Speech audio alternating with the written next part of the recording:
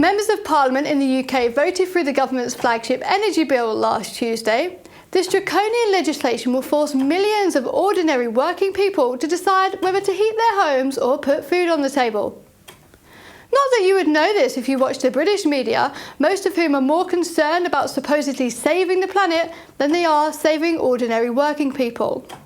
Only 9 Conservative MPs were brave enough to vote against this bill, and 62 Conservative MPs abstained. Under this new legislation, those who fail to adhere to energy consumption regulations could face imprisonment for up to a year and fines of up to £15,000. Prosecutions could also occur for providing false information about energy efficiency or obstructing enforcement authorities. For example, blocking someone coming into your home and forcefully installing a smart meter to keep track of your energy consumption. These smart meters can also limit energy consumption, which energy companies will no doubt need as we transition to renewables. But perhaps the most worrying part of this bill is the government giving itself the power to create new criminal offences for those who, quote, for non-compliance with a requirement imposed by or under energy performance regulations. In other words, don't comply and you are off to jail.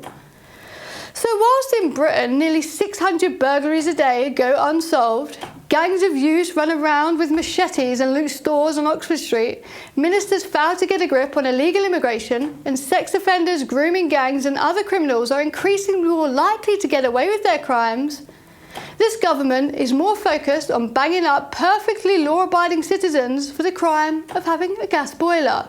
It's utter insanity. But on a brighter note, Britain's other famous draconian policy is receiving the contempt it deserves.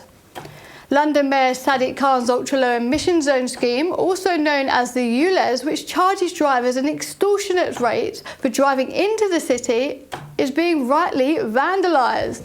450 of the 1,762 cameras in the newly expanded ULEZ zone have been stolen or damaged.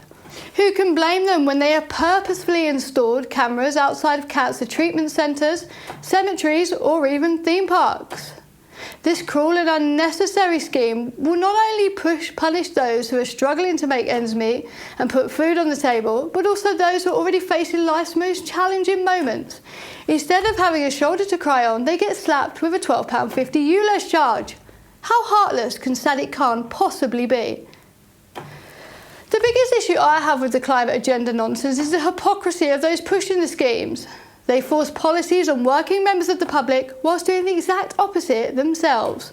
Let's take a look at some of the world's most prominent climate activists. First up is none other than Meghan Markle and Prince Harry. Here he is lecturing us on climate change at the UN. Take a look. Event. The drought there is a reflection of extreme weather we are seeing across the globe. As we sit here today, our world is on fire, again. And these historic weather events are no longer historic. More and more, they are part of our daily lives. And this crisis will only grow worse, unless our leaders lead. Prince Harry and Meghan fly about in a $6.5 million private jet. It was reported in 2022 that this couple took 4 private jet flights within just 11 days. Prince Harry flies regularly to go and play polo, and according to Homes and Gardens, the couple owns at least 4 large homes. Yet, of course, they want you to believe that your once-a-year trip to Benidorm or Bali is going to kill the planet. Next up on our list of climate hypocrites, climate activists, is everyone's favourite racing driver, Lewis Hamilton, who said that, quote, climate change is a serious threat. Every one of us has responsibility to protect our future and the future of the next generation. Whilst, of course, hoping that everyone just ignores the massive Petronas logo plastered all over his racing suit. You know, the same Petronas that specialises in selling automotive, marine and aviation fuel, and the fact that he drives a gas-guzzling race car for a living. It's actually laughable. Mr. Green is only green when it comes to hitting your pockets and not his own. Or what about Hillary Clinton, who took more than 200 privately chartered flights at the taxpayers' expense during her 8 years at the US Senate? Or President Joe Biden, who turned up to COP26 in Glasgow in style? Take a look.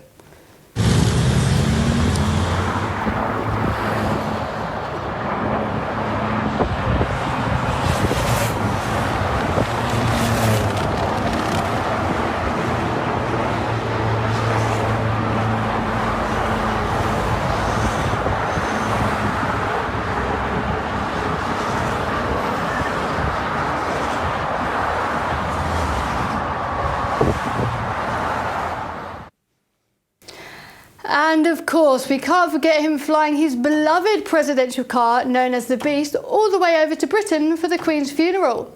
But how dare you drive your car to work without paying £12.50 per day? Or what about Idris Elba, who flew halfway across the world to collect his Crystal Award at the World Economic Forum for, get this, climate change and environmental conservation? Aren't you glad that you started drinking out of those mushy paper straws or washing your containers out before you recycle them? All of these people want you to drive less, to fly less, to pay the government more money and to have less money in your pockets at the end of the month in order to fight climate change, whilst they, of course, can do whatever the hell they want. The elites are laughing at us. It is abundantly clear that none of them actually care about climate change. They simply use it as a tool to assert their dominance over us regular people, to ensure that eventually poorer people will not be able to drive, to fly, go on holiday or heat their homes. As the gap between the rich and the poor gets wider, we will find ourselves being less free. They are taking us for fools. So next time you see politicians trying to implement schemes that will make you give them more of your hard-earned cash, or celebrities giving themselves made-up awards for their climate heroics, whilst of course doing all of the things they told us not to do, remind yourselves that these people don't care about the planet or you. So until I start to see Prince Harry giving up his private jet, or Lewis Hamilton giving back the billions of pounds he's made from race car driving and being sponsored by a fuel company, then maybe I'll start to care about this climate change nonsense. Maybe I'll start to accept the policies that are no doubt making the lives of working class people around the world harder. But until then, I won't, and neither should you. That's all from me this week, folks, on Sophie Corcoran Unfiltered. But do look around for more content from ADH on our social media or our website, adh.tv.